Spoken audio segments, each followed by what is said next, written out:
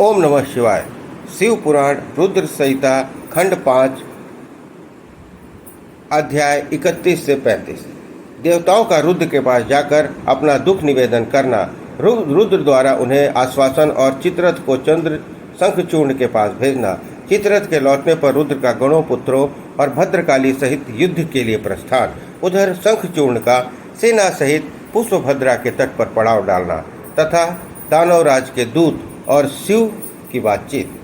सनत कुमार जी कहते हैं, मुने तदंतर जो अत्यंत दीनता को प्राप्त हो गए थे, उन ब्रह्मा और विष्णु का वचन सुनकर शिव जी मुस्कुराए और मेघ गर्जना के समान गंभीर वाणी से बोले।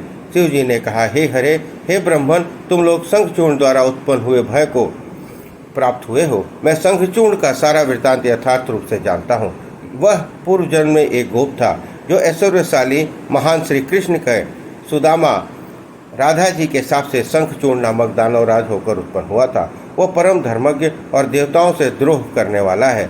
यह दुर्बुद्धिवश अपने उत्कृष्ट बल से भरों से संपूर्ण देवगणों को क्लेश दे रहा है। अब तुम लोग प्रेम पूर्वक मेरी यह बातें सुनो और देवों को आनंदित करो। इसके लिए शीघ्र ही कैलाशवासी रुद्र के समीप जाओ। वह रुद्र रूप मेरा ही उत्तम स्वरूप है। मैं ही देव कार्य की सिद्धि हेतु पृथक स्वरूप धारण करके यहाँ प्रकट हुआ हूँ। मेरा यह रूप ऐश्वर्यशाली और परिपूर्णतम है। हरे, इसलिए मैं भक्तों के वशीभूत हो कैलाश पर्वत पर सदा निवास करता हूँ। तदंतर कैलाश पहुंचकर देवताओं ने महान महेश की स्तुति की और अंत में कहा, महेशान, आप तो कृपा के आकर हैं। दीनों का उद्धार करना तो आपका बाना ही है। प्रभु, दानवराज शंखचूर्ण का वध करके इंद्र को उसके भय से मुक्त कीजिए और देवों को इस विपत्ति से उबारिए। तब भक्त वत्सल शंभु देवताओं की इस प्रार्थना को सुनकर हंसे और मेघ गर्जन किसी गंभीर वाणी से बोले। श्री शंकर जी ने कहा, हे प्रभु, हे हरे, हे ब्राह्मण, हे देवगण, तुम लोग अपने अपने स्थान को लौट जाओ। मैं निश्चय ही सैनिकों से इस शंखचूर्ण का वध कर डालूंगा। इसमें तनिक भी संचय नहीं है। सनत कुमार जी कहते हैं, व्यास जी, महेश्वर के इस अमृत श्रावी वचन को सुनकर संपूर्ण देवताओं को परम आनंद प्राप्त हुआ। उस समय उन्होंने समझ लिया कि अब दानव शंखचूर्ण मारा हुआ ही है। इस महेश्वर के चरणों में प्रणिपात करके विष्णु वैकुंठ को और ब्रह्मा सत्यलोक को चले गए और संपूर्ण देवता भी अपने अपने स्थान को प्रस्थित हुए। उधर उन महारुद्र ने, जो परमेश्वर दुष्टों के लिए कालरूप और सत्पुरुषों की गति हैं, देवताओं की इच्छा से अपने मन में शंखचूर्ण के वध का निश्चय किया। तब उन्होंने प्रसन्नतापूर्वक अपने प्रेमी गंधर्वराज चित्ररथ को दूत बनाकर शीघ्र ही शंखचूर्ण के पास भेजा।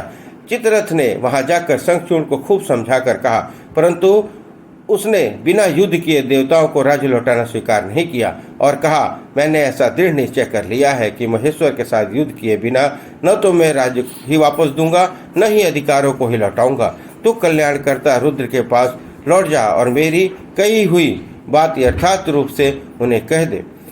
वे ऐसा उचित समझेंगे, वैसा करेंगे।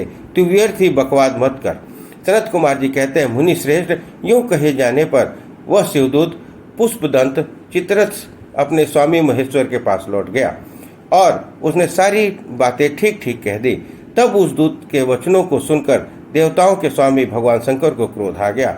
उन्होंने अपने वीरभद्र आदि गणों से कहा। रुद्र बोले, वीरभद्र, हे नंदिन, क्षेत्रपाल, आठों भैरव, मैं आज शीघ्र ही चंद्रचूर्ण का वध करने के निमित्त चलता हूँ। अतः मेरी आज्ञा से मेरे सभी बलशाली गण आयुधों से लैस होकर तैयार हो जाए और अभी अभी कुमारों स्वामी कार्तिक और गणेश के साथ रण यात्रा करें।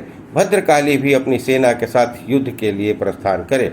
सनत कुमार जी कहते हैं, उन्हें ऐसी आज्ञा देकर शिवजी अपनी सेना के साथ चल पड़े। फिर तो सभी वीरगण हर्षमग्न होकर उनके पीछे पीछे चलने लगे। इसी समय संपूर्ण सेनाओं के अध्यक्ष स्कंद और गणेश भी हर्ष भरे हुए कवच धारण करके सहस्त्र शिव जी के निकट आ गए। फिर वीरभद्र, नंदी, महाकाल, सुभद्रक, विशालाक्ष, बाण, पिंगलाक्ष, विकम्पन आदि गणनायक जो प्रधान सेनापति थे, शिव जी के साथ चले।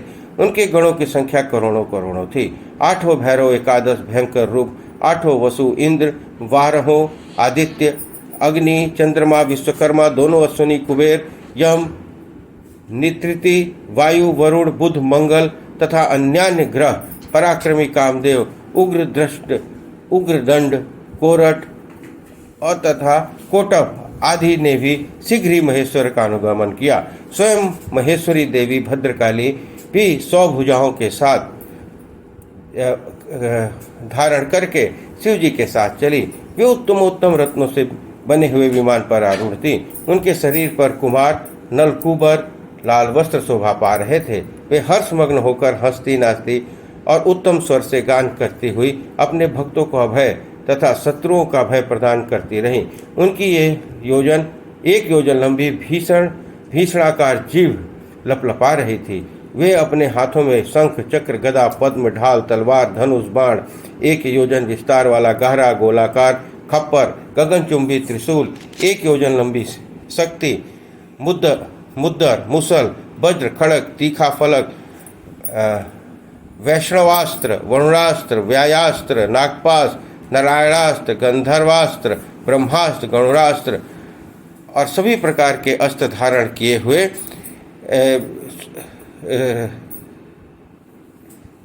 तथा समस्त दिव्य अस्त्र और अन्य सैकड़ों दिव्य वस्त्र धारण किए हुए थी। करोड़ों योगिनियों और डाकिनियों उनके साथ थी। फिर भूत, प्रेत, पिशाच, कुष्मांड, ब्रह्म राक्षस, बेताल राक्षस, यक्ष और किन्नर आदि से घिरे हुए स्कंद के पिता के पास आकर उन चंद्रशेखर को प्रणाम किया और उनकी आज्ञा से पार्श्व भाग में स्थित होकर रुद्र रूपधारी शंभु अपनी सारी सेना को एकत्रित करके शंखचूर्ण के साथ लोहा लेने के लिए निर्भयता पूर्वक आगे बढ़े और देवताओं का उद्धार करने के लिए चंद्रभागा नदी के तट पर मनोहर वट वृक्ष के नीचे खड़े हो गए।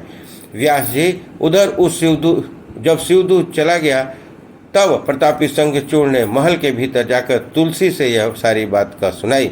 शंखचूर्ण ने कहा, देवी, शंभु के दूत के मुख से रण निमंत्रण सुनकर मैं युद्ध के लिए उद्यत हुआ हूँ और उनसे जूझने के लिए मैं निश्चय ही जाऊंगा।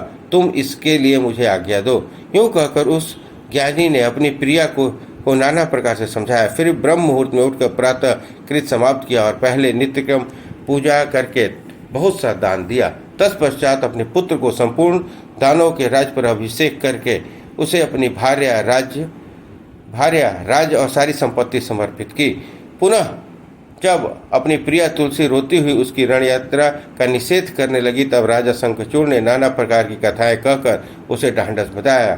तदंतर उस समाधित लिए उद्धित हो अपने वीर सेनापति को बुलाकर उसने आदेश देते हुए कहा, शंखचूर्ण पुरा सेनापति, मेरे सभी वीर जो संपूर्ण कार्यों में कुशल और समर में शोभा पाने वाले हैं, आज कवच धारण करके युद्ध के लिए प्रस्थान करें। सूरवीर दानवों और दैत्यों की 86 टुकड़ियां और बलशाली कंकों की निर्भीक सेनाएं अस्त्र शस्त्र सुशोभित होकर नगर के बाहर निकली। करोड़ों प्रकार के पराक्रम प्रकट करने वाले जो असुर के 50 कुल हैं, वे भी देवों के पक्षपाती शंभु से युद्ध करने के लिए प्रस्तुत हुए।